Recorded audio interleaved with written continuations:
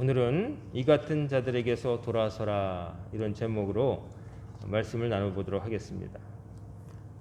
디모데 전후서는 전서 후서가 있죠.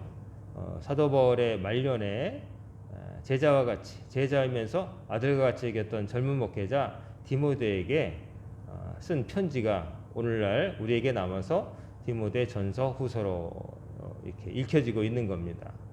디모데라고 하는 목회자, 각별히 아꼈던 제자에게 쓴 편지지만 이것이 성경의 기록, 성경의 하나로서 포함되었고 우리가 오늘날에도 읽는 것은 이 안에 개인적인 사신이 아니라 모든 사람들이 읽어야 될 공동의 어떤 믿음의 중요한 기준들이 들어있기 때문에 예로부터 교회에서 이것을 필사하여서 손으로 일일이 베껴서 또 돌려보곤 했습니다. 그래서 디모데 전후서 이 안에는 디모데에게 하는 말이지만 그러나 모든 성도에게 하는 말이다. 우리 앞으로 오고 오는 세대에 걸쳐서 예수 믿는 모든 사람들에게 주시는 말씀이기 때문에 우리가 성경의 하나로서 초대교회에서 포함되어서 우리가 읽고 있는 겁니다. 오늘 본문 말씀 보면은 말세에 대해서 사도 바울이 디모데에게 말하고 있습니다. 안 좋은 모습을 보일 때 사람들이 혀를 차면서 말세다 말세다 이제 그런 말을 하는데 말세 마지막 때 세상이 끝날 날이 얼마 남지 않았다는 뭐 그런 것이죠. 성경이 말하는 말세는 예수님 다시 오실 때까지 예수님께서 부활 승천하시고 예수님 다시 오실 때까지 재림하실 때 모든 기간을 말세라고 하는 겁니다. 그러므로 예수님 돌아가시고 초대교회가 성립한 그때로부터 지금 21세기인 우리 2000년이 지난 오늘도 말세고 예수님 다시 오실 때까지 우리는 다 말세를 살고 있는 겁니다. 말세라는 것이 지구 멸망 5초 전이 아니라 주님 다시 오실 때까지 예수님 다녀가시고 다시 오실 때까지 그 모든 기간을 말세라 하는 거죠. 그러니까 우리는 마지막 때를 살고 있는 겁니다. 그 마지막 때 정말 마지막 날이 언제 올지는 누구도 모르고 하나님이 정하신 때 온다고 예수님이 말씀하셨어요. 그러므로 우리가 그 마지막 날 말세를 사는 건 분명한데 그 마지막 때 그때가 언제냐 이것을 점치고 계산하고 뭐 이렇게 하는 것은 위험한 행위입니다. 말세는 오늘 오후에도 올 수 있고 정말 마지막 날은 내일도 올 수 있고 아니면 우리가 세상에 왔다 간 한참 다음에 우리가 생각할 때는 긴 시간 같지만 하나님 보실 때는 길지 않은 그 시간 내에 올 수도 있고 우리는 분명한 것은 예수님 오실 때까지 우리는 말세를 살고 있다 하는 것인데 그 말세에 대해서 바울이 이렇게 말하고 있어요. 말세에 고통하는 때가 이르러. 이 말세에는 고통하는 때, 힘든 때가 온다는 겁니다. 힘든 때, 감당하기 힘든 때, 편안하지 않고 불편한 때가 온다는 거죠. 그러면 뭐가 불편하냐? 갑자기 빙하기가 도로에서 날씨가 확 추워진다든지 아니면 지구온난화를 너무 더워가지고 막 쪄 죽는다든지 이런 생활의 불편함을 삶의 어떤 위험 요소를 말하는 게 아니라 사람들이 하나님 앞에서 악하게 살아서 서로가 서로에게 다 괴로운 때 하나님이 참 보시기에도 괴로우시고 우리가 사람이 사는데도 서로 괴롭고 모든 것이 괴로운 때가 온다라고 이미 왔다라고 이제 바울이 말하는 것이죠. 그러면서 말하기를 묘사를 합니다. 바울이 첫 번째 2절에 보시면 사람들이 자기를 사랑하며 돈을 사랑하며 사랑의 대상이 두 개밖에 없다는 거예요. 첫 번째는 자기를 사랑한대요. 자기를 사랑하는 것, 뭐 하도 사람들이 스스로 고통을 견디다가 못해서 스스로 목숨을 끊으니까 너 자신을 사랑하라 막 이런 메시지가 좋게 들리고 그런 메시지가 새삼스럽게 막 노래 가사로 있고 뭐 우리나라 유명한 한류 그룹이 영어로 해서 사람들이 좋아하고 자존감이 떨어진 사람들에게 힘이 되는 메시지이기도 하지만 뭐 자기를 사랑하는 게 나쁜 건 아닙니다. 그러나 한 글자 바꿔서 한 글자 더 넣어서 자기만 사랑하는 게 문제인 거죠. 자기만 사랑하는 거예요. 사랑의 대상이 축소되어서 자기를 벗어나지 못하는 거예요. 말세는 사람들이 그렇게 산다는 거죠. 사람들이 이렇게 자기만 사랑하게 되면 필연적으로 어떤 일이 벌어질까요? 사람들이 이기적으로 행동하죠. 나에게 이득되는 건 뭔가. 그러므로 사람을 만나도 일을 해도 다 그런 식으로 대하고 처리하는 거예요. 나만 좋으면 된다는 거죠. 다른 사람이 어떻게 된 건 상관없다는 거죠. 그렇게 사람들이 모두 살아버리게 된다면 어떻게 되겠어요? 정말 차갑고 서로 상처를 주고받는 그런 세상이 되지 않겠습니까? 남을 사랑하는 게 없어요. 자기만 사랑해요. 지만 한다. 흔한 말로 지만 한다. 지인만 한다. 맛있는 거 생기면 얼른 자기 입에만 넣고 남을 위해서 남겨둘지 모르는 그런 아주 초보적인 경우에 어린애들이 주로 보이는 혹은 반려견들이 가끔 보이는 그런 수준의 모습으로 사람들이 살아간다면 참 사람 사는 세상 같지 않겠죠.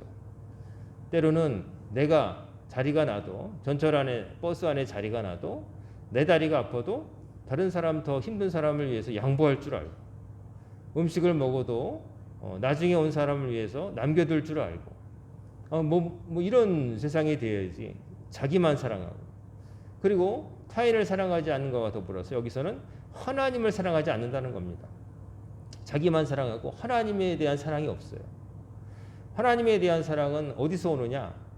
하나님과의 관계가 깊을 때 오는 거예요. 즉 하나님을 잘 알지 못하면 사랑하고 싶어도 사랑할 수가 없어요. 여러분은 모르는 사람을 사랑할 수 있습니까?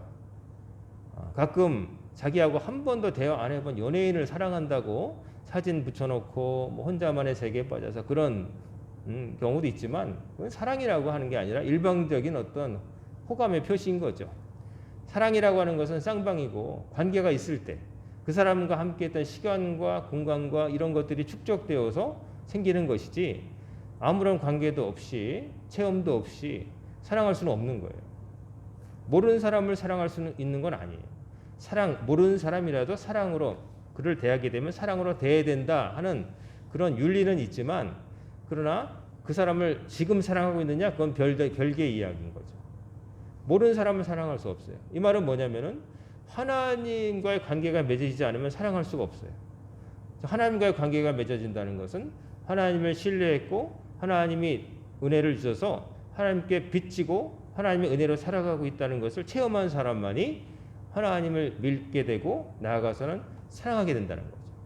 근데 자기를 사랑한다 하는 것은 자기만 사랑한다는 것은 하나님과의 관계도 없고 다른 사람과의 관계도 별로 그렇게 나는 뭐 별거 아니라고 생각한다. 이럴 때 자기만 사랑하는 사람이라고 할 수 있겠죠. 자, 이런 사람들이 득실거리는 세상을 얼마나 삭막하고 재미없겠습니까?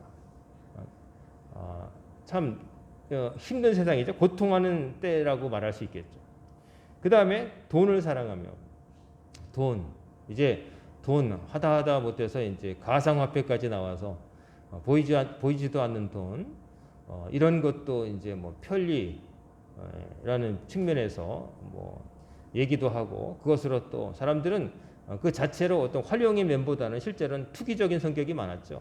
쌀 때 잔뜩 모아가지고 비싸게 팔아서 이문을 남긴다 이런 마음으로 이제 진짜 과학기술의 활용이라기보다는 투기, 도박과 같은 심성을 가지고 달려들었죠.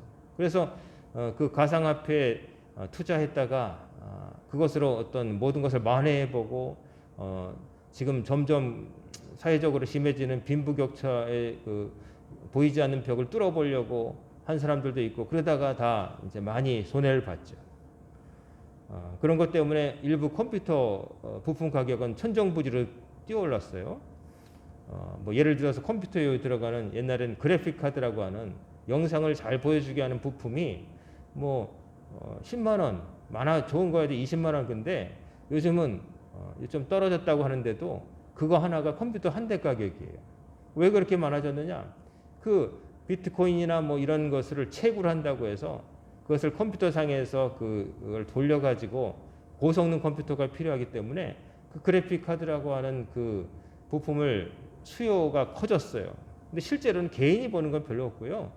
저 듣기에는 그 채굴하는 그 컴퓨터를 돌리는 집단적으로 하는 공장이 저 무슨 스탄 뭐 이런 데 있다고 들었어요. 그래서 거기서 잔뜩 사가지고 그게 막 비싸졌죠. 또 이제 사람들이 돈에 대한 관심이 많아요. 돈. 항상 정권이 바뀌어도 아파트 값. 근데 아파트 값이 처음엔 서민을 얘기하지만 정말 서민이 힘들죠. 근데 실제로는 그런 일이 생기는 거는 뭐냐면 투기적으로 아파트를 살기 위한 공간보다는 사서 이문을 남겨서 내가 쉽게 좀 돈 벌고자 하는 그런 일로 생각을 하기 때문에 그런 경우가 많기 때문에 살지도 않을 거면서 많이 갖고 있고 얼마 전에 그 전세 사기 보셨죠? 전세왕 돈도 별로 없는 사람이 수천 채를 갖고 있다가 갑자기 죽어버렸어요. 정말 서민이라고 할 수 있는 그 전세 세입자들이 집을 빼서 이제 나가야 되는데 전세 세입자가 그 전세 임대주가 돈을 줘야 되는데 죽어버렸다는 거예요. 왜 죽었는지 잘 모르겠어요. 알아보면 별로 돈도 없는 사람인데 어떤 경로로 이렇게 나이도 젊은 사람이 빌라를 1,000채 넘게 했는지 한 사람 밝혀진 사람은 뭐 보이스피싱 중간책이었다고 그러죠. 그러니까 이 뒤에는 또 흑막이 또 있는 것 같아요. 보이지 않는 그런 거를 개인이 혼자 하기 어렵거든요. 돈을 사랑하는 세상에서 돈이 말하고 그런 세상에서 사람들이 돈을 사랑할 수밖에 없는 구조죠. 돈이 있으면 일단 편안하고 대우받으니까요. 그런데 그런 세상이 그러면 행복한 세상일까? 내가 혹시 내 당대에는 돈이 많을 수 있어요? 나는 편안하지만 내 후손도 돈이 많이라는 보장은 없잖아요. 그러면 내 얼굴을 모른다고 해서 내 후손이 어떻게든 상관없다. 내 후손이 가난하면은 그냥 가난하게 살다가 힘들게 살다 죽어도 괜찮다. 이런 생각을 하면 정말 이기적인 사람이죠. 나는 지금 당장 끄떡없다고 하는 게 문제가 아니라 내 후손들이 두고두고 살아갈 세상이 그 돈에 다 혈안이 되어서 있는 자가 없는 자를 억압하고 없으면 그냥 아파도 죽어야 되는 그런 세상을 물려준다면 그건 얼마나 끔찍한 거예요. 그런 세상이 되면 안 되죠. 어려운 사람도 살 수 있는 세상. 내가 번 건데 왜 쟤한테 줘? 이런 생각이 아니라 내가 번 것은 나를 도와주는 수많은 사람들의 도움이 있어서이기 때문에 내가 얻은 이익을 사회에 환원한다. 그 혜택을 내가 많이 받기 때문에 그 사람들 위해서 내가 나눠준다. 이런 마음을 가진 사람들이 많아야 되는데 그렇게 얻게 되면 정말 힘든 고통하는 때가 되는 거죠. 서로 다 너나 할 것 없이. 나는 괜찮을지 모르지만 아까도 말씀했지만 나는 괜찮아도 내 자식이 나와 다른 상황이 될 줄 누가 알겠어요. 내 손자가 내 후손이. 돈을 사랑하는 세상. 그래서 돈 때문에 해서는 안 될 일도 하고 그런 일을 해서 사람들이 많이 피해를 보고 이런 일이 벌어지잖아요. 그게 말세에 그런 데는 거예요. 그리고 자랑하며 이제 자랑하는 거예요. 자기가 가진 것을 자랑한다는 거죠. 자랑할 수 있는 것들이 여러 가지 있겠죠. 요즘은 또 외모도 자랑하죠. 또 학력도 자랑하죠. 그리고 재산도 자랑하죠. 자기 능력도 자랑하죠. 자기가 가진 것을 자랑하는 것을 옛날에는 그래도 좀 너무 나대지 마 이런 분위기였는데 요즘은 가만히 있는 게 바보예요. 잔뜩 이렇게 해가지고 바깥으로 보이는 걸 플렉스라고 해서 가진 것을 자랑하는 거를 멋있다고 하고 그래요. 옛날 같으면 죄송합니다만 재수없어라고 말할 그럴 행동을 요즘은 가졌으니 그래도 된다. 그럴만해라고 인정하는 분위기예요. 참 세상이 많이 바뀌었죠. 우리 어르신들 보면 옛날에는 그러면은 어디 가서 한 대 맞았을 텐데 요즘은 그게 미덕인 것 같고 그러지 못한 게 바보 같고 막 그래요. 참 세상이 많이 이제 힘들게 되는 것이죠. 또 교만하다는 것은 그저 사람 앞에서 건방지고 가진 척 한다는 그런 정도가 아니라 1차적으로 하나님 앞에 교만하다는 거예요. 자기의 한계를 알지 못하고 자기의 힘으로 가진 것으로 아까 자랑거리가 있다고 하면 뭐 재산이든 능력이든 권력이든 뭘 가지고 뭐든지 할 수 있다고 생각하는 착각. 근데요, 권력, 요즘 어떤 영화 소개하는 그 동영상 보니까 좋지 않은 일을 하는 사람이 둘이 차 타고 가다가 화무 11홍이라는 그 말을 부하가 좀 잘못 이해해가지고 무식하다고 막 이제 화무 11홍인데 화자를 권이라고 했나 권력 꽃이 열을 붉은 꽃 없다고 막 그렇게 하는데 이제 무식하다고 막 그런 것도 봤는데 사람들이 이제 지금 가진 거 권력 뭐 이런 것도 영원할 줄 알지만 영원하지 않습니다. 진짜 시들고 없어질 때가 있습니다. 얼마 전에 여러분 보셨는지 모르겠지만 아프리카의 뭐 어느 나라의 올해 독재자가 그 무슨 행사에 서서 뭐 기념식이 있다가 바지에 소변을 지려가지고 그게 그냥 세계적으로 이제 다 봤죠. 근데 그것을 급히 지웠는데 원래는 나돌아다닐 영상이 아닌데 누군가 그 찍었던 사람이 그 어떻게 하다가 그게 돌아다니는 바람에 그 사람은 집에서 자살했다고 그러죠. 보복이 두려웠나 봐요. 그 유출의 근원지가 된 사람은 집에서 목숨을 끊었다는 안타까운 소식도 있었어요. 아무리 권력을 가져도 나이가 들어서 나중에 되니까 정신이 온전하지 못하고 공식성상에서 바지에다가 오줌을 지리는 거예요. 젊을 때 안 그랬겠죠. 최근까지도 그렇게 계속 권력을 움켜쥐고 주변 사람들이 벌벌 떨 그렇게 영상이 나갔다는 이유로 사람의 목숨을 끊을 정도였으니 얼마나 세도를 부렸겠어요. 근데 그거는 세도는 세도고 그걸 바라보는 세계인들이 볼 때는 저 독재자가 저 권력을 가지고 천년만년 누릴 것 같지만 결국 바지에 오줌을 지리는구나. 이제 톡톡히 세계적인 망신을 당한 거죠. 한 사람이 착한 사람이 보통 사람이 그랬으면 안타까운 일이지만 누구든지 나이 들면 그럴 수 있다고 하지만 그 사람을 수없이 죽이고 권력을 움켜쥐던 자가 전 세계가 방영이 되는 인터넷이 퍼져가지고 시골 총구석까지 다 영상이 가는 세상에서 바지에 오줌을 지리고 탁 서가지고 있는 좋은 옷이라고 서 있는데 웃기는 거죠. 그게 그 얼마나 교만한 겁니까? 얼마 못 가는 거예요. 근데도 자기가 최고인 줄 아는 거죠. 인간이 그런 거예요. 지금 괜찮다고 계속 괜찮을까? 누가 그걸 보장해 줍니까? 그렇기 때문에 또 불안하다고 해서 또 다른 것에 또 세상적인 물질 이런 것을 의지하지만 그런 것도 의지할 만한 지팡이가 못 되는 거예요.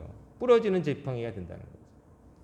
말세의 사람들이 그런다는 거죠. 그리고 비방하며 비방.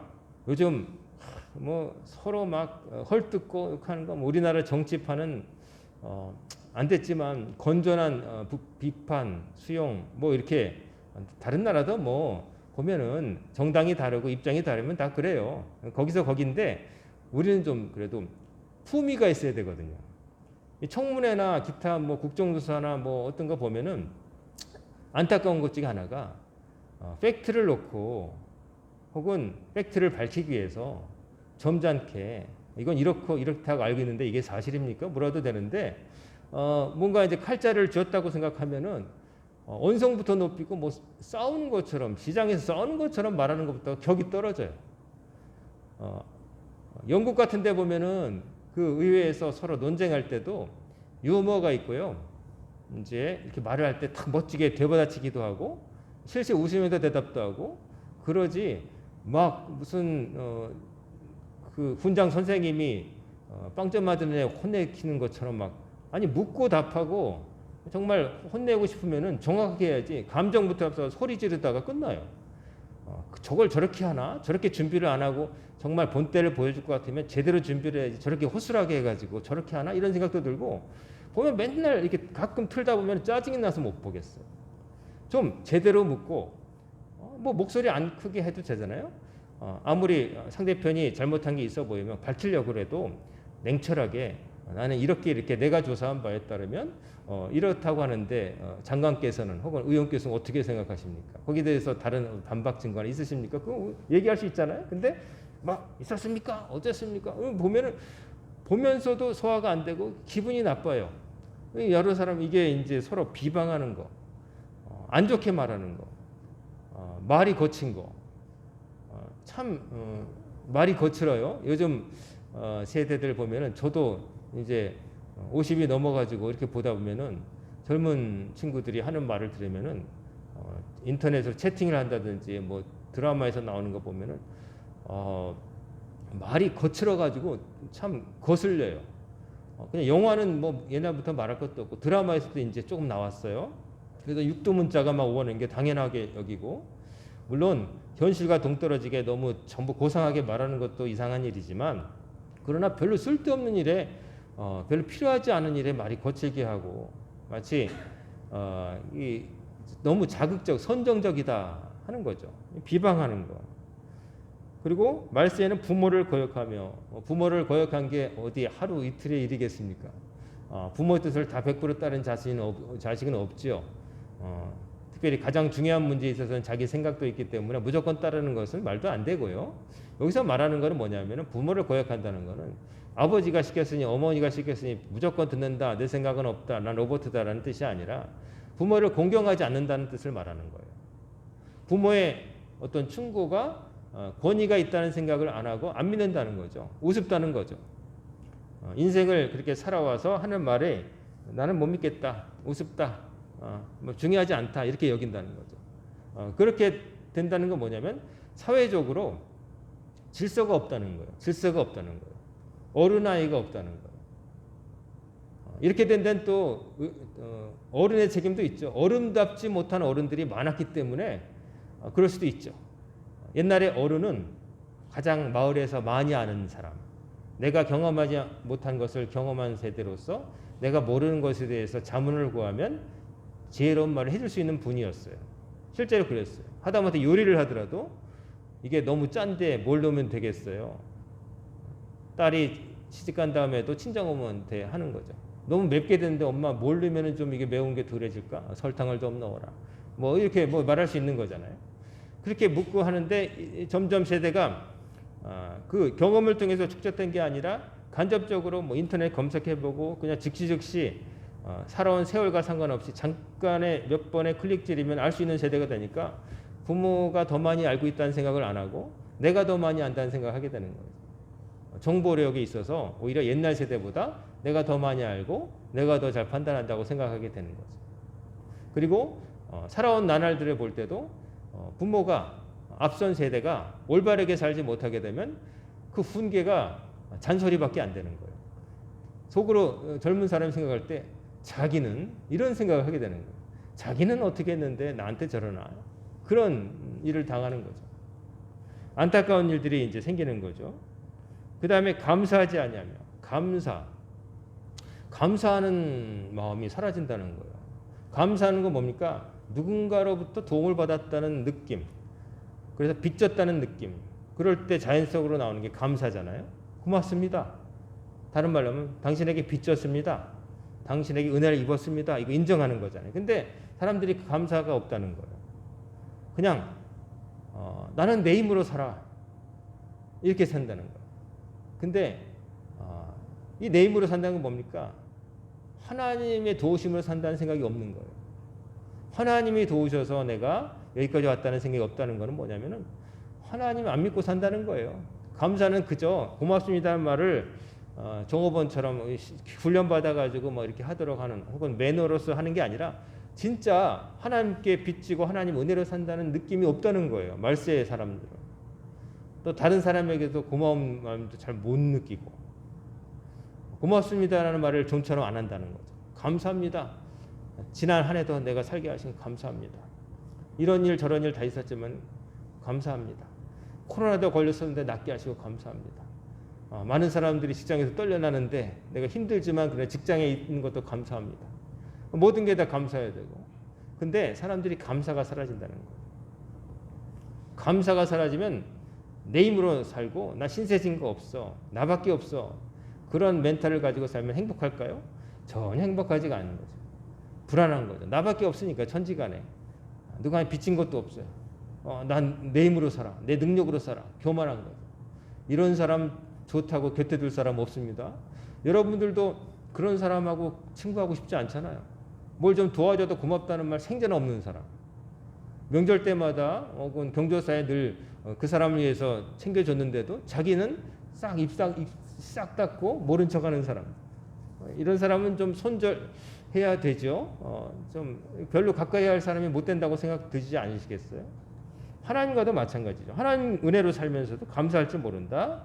그거는 하나님께 복받을 삶이 아니죠. 그 다음에 거룩하지 않다. 거룩하지 않다는 건 뭡니까? 다르게 말하면 속되다. 거룩한 것, 하나님께서 원하시는 것을 추구하지 않고 속된 것, 세상적인 것, 세상의 흐름에 맡겨 산다는 거죠. 그러니까 생각이 속되고 삶이 속돼요. 때 묻었어요. 세상이 흐름대로 그냥 살아가는 거예요. 살아가니까 뭐 삶이 어떻게 됐어요? 말도 그렇고 행동도 그렇고 선택도 속된 거예요. 지극히 세속적인 거예요. 입으로 아무리 거룩 그래도 거룩함이 없다는 거죠. 그 다음에 또 3절에 보면 무정하다. 사람들이 공감 능력이 없다는 거예요. 정이 없다는 거예요. 누가 힘든 일을 당해도 불쌍하다는 생각을 못 한다는 거예요. 마음을 안 쓰는 거예요. 그냥 어떻게 되든지 상관없다는 거예요. 무정하다. 남의 고통에 공감이 없어요. 어떻게 되든지 상관없다. 반대를 생각하지 않는다는 거예요. 그 미국의 어떤 그 유명한 베테랑 저격수, 즉 이제 주로 저격수라고 하는 것은 그런 때 사용하지 않습니까? 그 테러 진압할 때 그 몰래 먼 원거리에서 그 테러범이 더 큰 피해를 주기 전에 미리 조준 사격해서 그 사람을 이제 죽임으로써 그 사람이 더 큰 피해를 하지 않도록 이제 이런 건데, 그 참 저격수라는 그거를 맡은 사람의 생각이 어떨까? 그 많은 사람들은 그것을 하고 나서 굉장히 고통을 겪는데요. 왜냐하면 사람을 쏴 죽이는 일이잖아요. 어찌 됐건 간에. 그래서 그 미국의 유명한 저격수가 그 사람이 이제 영화로 만들어진 것도 있어요. 자기는 한 일에 후회하지 않고 내가 마땅히 해야 될 일을 했다. 그러고 왔는데 미국에 와서 총 쏘는 그 거기서 누구 도와주다가 오발사고로 결국 자기도 총으로 죽었어요. 자기가 괴로움을, 저는 그 사람이 정말 늘 참 그에게 주어진 임무가 가혹한 거죠. 누군가를 죽여야 되니 살리기 위해서 죽인다는, 살리기 위한 명분이 있지만 죽여야 된다는 거예요. 요전에 며칠 전에 미국의 영국의 해리 왕자가 자서전이라고 썼는데 거기에 한 말을 쓴 것 때문에 구설수에 올랐죠. 여러 가지가 있지만 그 중에 자기가 아파치 헬기를 몰면서 탈레반 25명을 이제 사격해서 죽였는데 악을 제거가 시원한 일이었다. 뭐 이런 식으로 썼어요.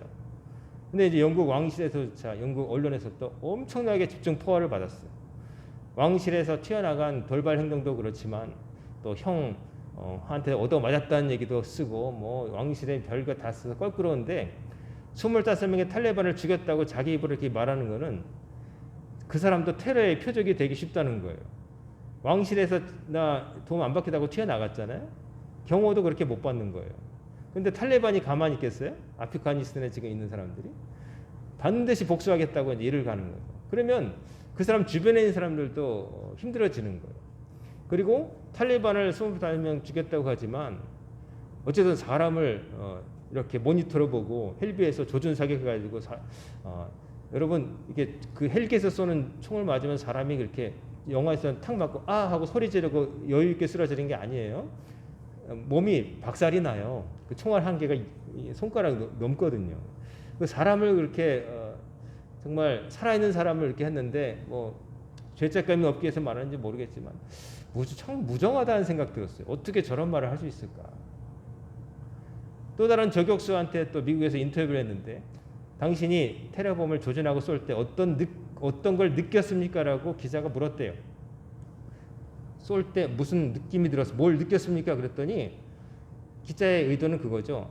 아무리 테러범이라고 하지만 그 일을 하면서 당신도 고뇌를 했을 거 아니냐. 근데 그 사람이 뭐라고 대답하냐면 총의 떨림을 느꼈다고 그래요. 총의 반동을 느꼈습니다. 쏘니까 팡 하고 그것만 느꼈다는, 그렇게 대답했다는 거예요. 기계적으로. 사람이 사람을 쏴 죽이는데 그때 느꼈던 게 어떤 감정이 아니라 총이 흔들림을 느꼈다고 대답을 했다는 거예요. 그 사람도 상당히 망가진 사람 아니었을까 싶어요. 그 사람도 일종의 피해자죠. 그 일을 시켰기 때문에, 그 이러는 일을 맡겼기 때문에 그렇게 된 거죠. 근데 사람들이 이 정도는 아니더라도 무정하게 된다. 그러면 거의 말세라는 거죠. 그 다음에 원통함을 풀지 아니하며, 한번 누군가가 나에게 해코지했다, 나에게 피해를 받았다 하면 좀처럼 마음을 안 풀고 두고두고 이를 갈면서 미워한다는 거죠. 사람과의 인간관계가 꼬여가지고 어떤 사람으로부터 내가 부당한 대우를 받았다, 혹은 뭐 그래가지고 해서 이제 마음을 이제 응어리가 치면 여러분 마음이 어떻습니까? 소화가 잘 되십니까? 기쁘십니까? 미워하고 욕하면 시원합니까? 요즘 또 뭐 우리 그 인기 있는 것들 보면은 다 복수하는 내용. 한국 사람들이 좋아하는 게 복수하는 거예요. 그 억울한 일을 당한 주인공이 복수의 칼날을 갈아서 신분을 세탁해서 새로운 인물이 돼요. 예전에 서러웠던 것을 딛고 통쾌하게 한 방 먹인다.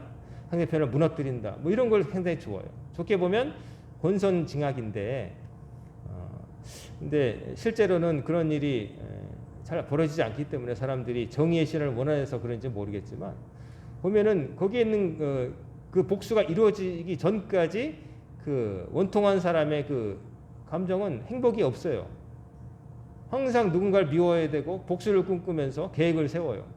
자기 삶의 행복이 아니라 누군가를 불행에 이제 내가 받은 만큼 하겠다는 생각으로 몰입하게 만드는 거죠.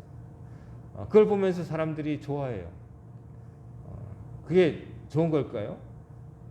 물론 드라마의 하나로서 그런 있었다 한번 나올 수 있지만, 사람들이 단체로 좋아하고 그런 것들이 시청률 1위를 찍는 것을 보면은 참 원통함을 많이 겪은 거 아닌가 싶기도 하고, 또 뭐랄까요, 이게 좀 정상은 아니다 이런 생각을 해요. 때로 살다 보면은 어떤 사람으로부터 부당한 대우를 받고 밉살 맞고, 저도 솔직히 말씀드리면 며칠 전에 그런 일이 있었어요. 근데 지내놓고 보니까 이제 시간을 지나면서 그런 마음을 다스리려고 애쓰면서 이렇게 좀 생각이 들더라고요. 내가 저 언짢게 보이는 저 사람의 그 행동, 나도 모르게 누군가에게 하고 살진 않았는가 한번 되짚어 보게 되더라고요. 내가 내 눈에 거슬리고 참 안 좋게 느껴졌는데, 그렇게 생각하는 나도 인생에 지금 55년을 살아오면서 초등학교 때라도 혹은 누군가에게도 그런 마음을 주면서 살지 않았는가, 자꾸 그런 생각이 들더라고요. 나는 그런 적이 정말 없을까? 내가 본인은 아니었더라도 설사 누군가에게 그런 사람이 된 순간은 없었을까? 이런 생각을 문득 하게 되더라고요. 그래서 두려워지더라고요. 나도 누군가 그 사람이 성격이 좋았으니 망정이지 참아주었지, 안 좋은 사람 같으면 단번에 나한테 뭐라고 했을 텐데 그 사람이 날 봐줬구나, 이런 생각도 들고 뭐 여러 가지 생각이 드는 겁니다. 원통함을 풀지 않으면 어쨌든 행복하지 않습니다. 서로 마찰이 오게 되고, 이게 원통함이라는 거는 즉시에서 벌어지는 것도 아니고 또 세월이 늘어질 수도 있어요. 그 즉시에서 해결이 되는 게 아니라 계속 늘어질 수 있다는 게 문제예요. 그동안은 계속 불행한 거니까. 그 다음에 모함하며 막 남이 하지도 않은 일을 했다고 그러면서 막 했다 아니면 말고 뭐 그런 것을 많이 보잖아요. 남이 어떤 행동을 했냐 안 했냐에 대해서 말할 때는 조심해야 돼요. 특별히 사소한 게 아니라 중요한 것은 일단 말해놓고 본다는 식으로 하면 안 되고, 정말 중요한 거라면 끝까지 완전히 확인해보고 해야 되는 거예요. 근데 성급하게 미리 말해버리죠. 그러다가 아닌 걸로 드러나면 망신당하는 거고 성급한 거고 모함한 게 돼버려요. 모함하려고 모함한 게 아니라 자기의 감정이 앞서가지고 섣부른 예단을 하다가 그러면 남을 모함한 게 되는 거예요. 무고죄가 되는 거예요. 남에게 어떤 것을 말할 때 했냐 안 했냐 이런 거 따지는 건 중요한 일이고요. 그것은 정말 신중해야 돼요. 10번도 넘게 생각해 봐야 되는 거예요. 참을 수 있으면 참는 게 제일 좋은 거고, 어떤 것이 정말 중요해서 시시비비를 결정적으로 가려야 된다면 그거는 사실 확인을 분명히 해야 되는 거예요. 모함하고 막 헐뜯으면 안 되는 거죠. 그 다음에 사람들이 또 절제하지 못한대요. 절제는 뭡니까? 참는 거예요. 참는데 절제는 여러 가지 면의 절제가 있죠. 살 빼기 위해서 야식을 절제하는 거, 또 몸이 건강하지 않으니까 술을 절제하는 거, 또 도박 같은 거, 아니면 심지어 뭐 어쨌든 어떤 거에 너무 탐닉하여서 자기 일상적인 삶을 저해하지만 그래도 나에게 즐겁기 때문에 멈출 줄 모르는 거, 또 마약 같은 거, 이런 것들이 이제 절제하기 힘든 거죠. 근데 절제를 하지 못한다는 어떻게 되냐면 풀어놓는다는 거죠. 풀어놓게 되면 좋은 것을 풀어놓으면 좋지만 미친 개를 풀어놓으면 큰일 나는 거죠. 양 한 마리 풀어놓으면 괜찮지만 미친 개를 풀어놓으면 아무나 물고 다니게 아니에요. 근데 우리 안에 있는 인간의 그 동물적인 근성이 미친 개와 같아요. 안 됐지만 아무리 정승 판서 같고 신사 젠틀맨 같아도 예를 들면 술 먹으면 장사 없어요. 술 먹으면 장사 없어요. 어떤 유명한 목사님은 목회를 정말 존경받게 하셨는데 나중에 치매가 걸리신 다음에 입에서 나온 게 욕이었대요. 이 말은 뭐냐면 그만큼 참고 살았다는 거예요. 자기가 의식이 있을 때 그럴 때는 다 참고 살았다는 거예요. 근데 의식의 그 끈이 흐트러지니까 그게 다 나왔다는 거죠. 그걸 볼 때 그분이 흉보는 게 아니라 그만큼 참았구나. 참았다는 거예요. 사람인지라 자기도 감정이 있고 그런데 참았다는 거죠. 그 놀라운 절제력을 보여주는 거죠. 치매라고 하는 항거할 수 없는 질병이 있기 때문에 그게 풀어지니까 그게 나았는데 사람에겐 다 그런 게 있는데 풀어지지 않으니까 절제할 수 있으니까 품위를 지키는 거예요. 근데 말세가 되면 사람이 절제를 안 한다는 거예요. 그리고 사나우며 사납다는 건 뭐냐면 폭력적으로 거칠다는 거예요.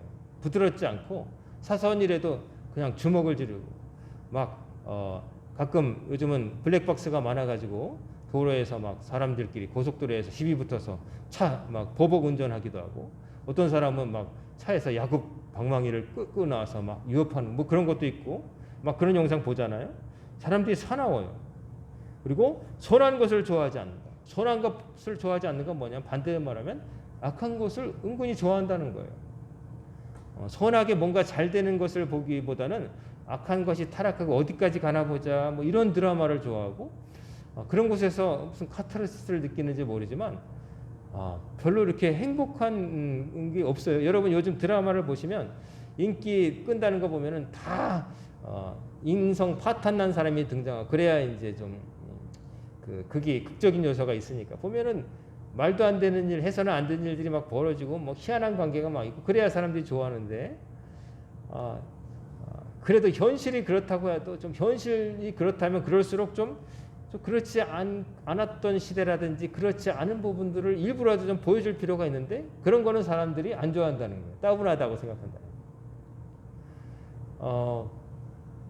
참 어떻게 보면 웃기는 이야기지만 지금 그 모든 채널을 돌려보다 보면은요 재탕, 삼탕 옛날에 했던 거 다시 해주는 게 요즘 유행인데 TV에 보면 그 중에 이제 이 방송 틀어봐도 나오고 저 방송 틀어도 나오는 것 중에 하나가 자연인이다.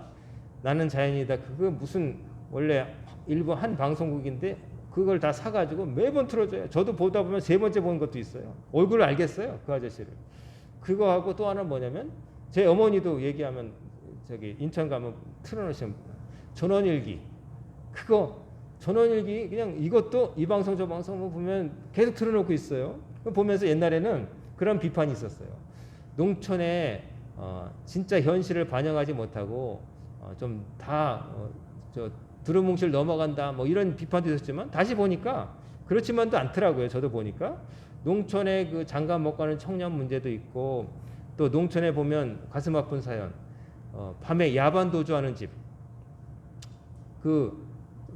아버지가 노름인지 어쨌든 머리 없고 엄마하고 아들하고 사는데 친구가 엄마하고 도망가야 되는데 그 김회장 집 아들이 친구인데 갈 때 학용품을 주나 그런 가슴 저린 에피소드도 있고 그런 것들이 다 있더라고요. 보면서 그때는 그렇게 사람들이 사납지 않았다.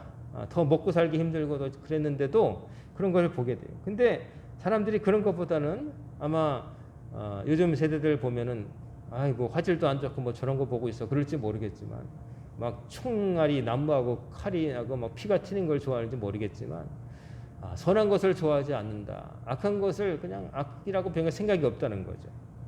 그리고 또 배신하며 신뢰를 저버린다는 거. 이거는 하나님을 이제 사람을 배신하는 것도 있지만 여기서는 신앙을 배신하는 거. 박해 앞에서 혹은 유혹 앞에서 신앙과 상반된 행동을 한다는 거예요. 내가 믿는 사람인데 믿는 사람답지 않게 행동한다는 거죠.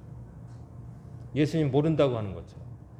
하나님을 믿지 않고 그렇게 산다는 거예요. 그 다음에 조급하며 부지런한 것과 조급함은 다릅니다.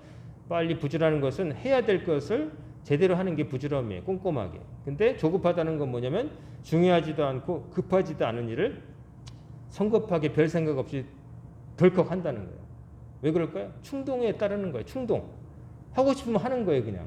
이게 당장 중요한 건지 필요한 건지 따지지 않고 하고 싶은 건 해버리는 거예요. 그걸 자유라고 부르는지 모르겠지만 대가는 분명히 오죠. 정말 했어야 되는 것을 안 한 다음에 일이 터지는 거죠. 조급해지고 자만하며 이것도 교만과 통하는 거예요. 스스로를 너무 믿는 거예요. 근데 자기를 믿으면 안 돼요. 언제나 실수할 수 있음을 생각해야 돼요. 제가 언제든 말씀드렸지만 자동차 긁히고 찌그러지는 거는 모르는 동네에서 가서 하는 게 아니라 내가 너무 잘 아는 내 집 거기서 내가 알고 있어 여기는 눈 감고도 해 이러면서 휙 돌리다가 쿵 하는 거예요. 콕 찍히고 내가 이 정도는 할 수 있어. 한 번 더 핸들을 돌려는 수고보다는 이 정도는 내가 아슬아슬하게 했어. 내가 운전이 몇 년인데 이러다가 저도 많이 긁혔거든요. 찌그러지고. 그게 자만한 거예요. 쾌락을 사랑하기를 하나님 사랑하는 것보다 더하며 쾌락을 쫓는 거예요. 즐거움. 며칠 전에 보니까 어떤 방송에서 사람들이 할 일을 로봇가 요즘 많이 대신한대요. 여러분들 그 마트에 가 보시면 서서 판매원 그 분들이 계산해 주는 데 있지만 이젠 한 규퉁에는 그냥 자기가 산 거 이렇게 찍어가지고 툭툭 눌러가지고 하는 거 있잖아요. 햄버거 가게에도 가면은 저도 처음엔 놀랐어요. 사람 보고 옛날에는 뭐 세트 주세요 이랬는데 이제는 이제 들어가면은 이렇게 키오스크라고 해서 사람이 눌러야 돼. 수량을 막 눌러야 되는 저도 헤맸어요. 요즘은 좀 할 줄 아는데 처음에는 당황스럽더라고요. 그럼 보면서 안 그래도 물론 할아버지 할머니들이 햄버거 드시러 올 일은 그렇게 많지 않을지 모르겠지만 그러나 나는 할아버지 할머니 돼도 햄버거 먹을 것 같은데 와가지고 이게 잘 안 보이고 이런 거 있으면 얼마나 좀 그런가 이런 생각이 들었어요. 사람들이 좀 편하고 힘든 일은 로봇에게 맡기고 인간은 좀 더 의미 있고 고상한 일을 하고자 뭐 그런다고 그러지만 실제 벌어지는 일은 많은 사람들 일자리가 기계로 대신돼서 이제 실업자가 되는 거고 사람들이 또 여유가 지면 그러면 고상한 일을 하느냐 예술적인 일을 하고 사느냐 또 그렇지도 않아요. 먹고 사는 게 해결되고 여유가 많아지는데 그걸 의미 있게 하기보다는 엉뚱한 짓 아까 말한 대로 도박이라든지 기타 다른 건 뭐 이런 더 큰 쾌락을 향해서 나간 경우가 있거든요. 그 프로그램에서 그러더라고요. 고대 로마 시대 그 그리스 시대에 노예들이 어떤 허다한 일을 다 해줬기 때문에 예술이 탄생했고 사람들이 뭐 그럴 수 있었다. 근데 이면에는 나중에 로마의 노예가 로마 인구보다 많았을 때 어떤 일이 생겼냐면 로마가 그 사람들이 부지런했고 싸움 잘했던 로마가 나중에는 어떻게 됩니까? 로마 멸망할 때 보면은 음식에 대한 탐닉으로 미식가가 먹어가지고 배부르니까 그걸 또 토해내고 또 먹고 토해내고 이런 짓 했다는 거죠. 다 그런 건 아니겠지만 결국 자기들이 돈 주고서 한 용병에 의해서 나라가 망하는 거예요. 사람들이 쾌락을 추구한다. 말세가 되면. 그 다음에 하나님을 사랑 안 하고 그런 걸 좋아한다. 5절에 보면 마지막 경건의 모양은 있으나 경건의 능력은 부인한다. 경건의 모양 겉에 프레임은 있는데 알맹이가 없다는 거예요. 경건한 척 하는 것만 남고 경건함으로서 진짜 경건한 삶을 통해서 나타나는 삶의 열매가 없다는 거예요. 이건 진짜 무서운 거죠. 하나님을 믿는 것 같지만 믿는 신용만 하고 실제로는 기도의 응답도 없고 내 삶의 거룩함에 어떤 성화도 없고 믿는지 안 믿는지 상관없는 똑같은 그런 삶이 된다. 말세에는 그런 일이 생긴다. 조심하여라. 이렇게 되지 않도록 너는 복음을 잘 전해라. 디모데에게 이렇게 말을 한 거예요. 이런 사람들로부터 네가 돌아서라고 했는데 거리를 두라. 격리하여라. 어울려 다니지 말고 이 사람들과 똑같이 살지 말라라고 디모데에게 경고를 한 거예요. 이 경고는 디모데에게만 해당되는 게 아니겠죠. 오늘 짧은 5절이지만 참 많은 이야기가 압축적으로 있어서 제가 막 일일이 다 길게 설명하세요. 복잡하지만 결국 말하면 한마디로 말하면 말세가 되면은 사람들이 하나님으로부터 멀어지고 세상과는 아주 철싹 붙어가지고 세상 쪽으로 간다는 거예요. 하나님과는 멀어지고 세상 쪽으로 자석이 붙듯이 붙는 거예요.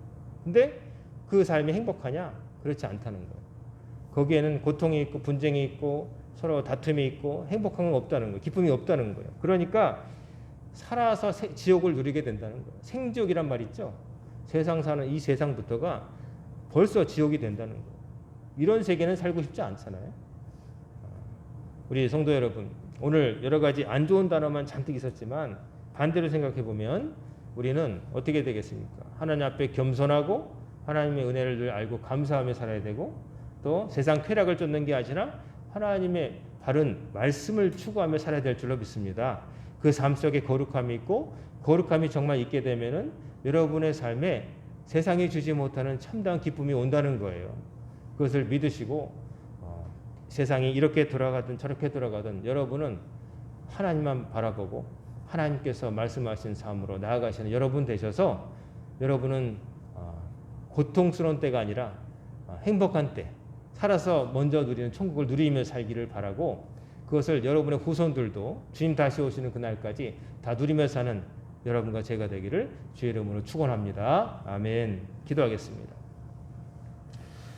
사랑과 은혜가 충만하신 아버지 하나님, 오늘도 저희들의 발걸음을 아버지 말씀 앞으로 인도하셔서 저희들의 모습을 비춰보게 하시고 깨닫게 하심을 감사합니다. 말세 그 힘든 때가 도래한 시대를 살면서 저희들이 이와 같은 삶을 살아가는 사람들로부터 벗어나게 하시고 저희들은 구별되게 하시고 다르게 살게 하여 주옵소서. 오늘부터 시작된 한 주간도 하나님 앞에 맡깁니다. 우리 성도님들은 속되지 않고 거룩함을 추구하게 하옵시고 하나님을 믿고 살게 하옵시고 하나님께 감사하게 하시고 하나님을 살아가며 살아가도록 붙들어 주시옵소서. 예수님의 이름으로 간절히 기도드리옵나이다. 아멘.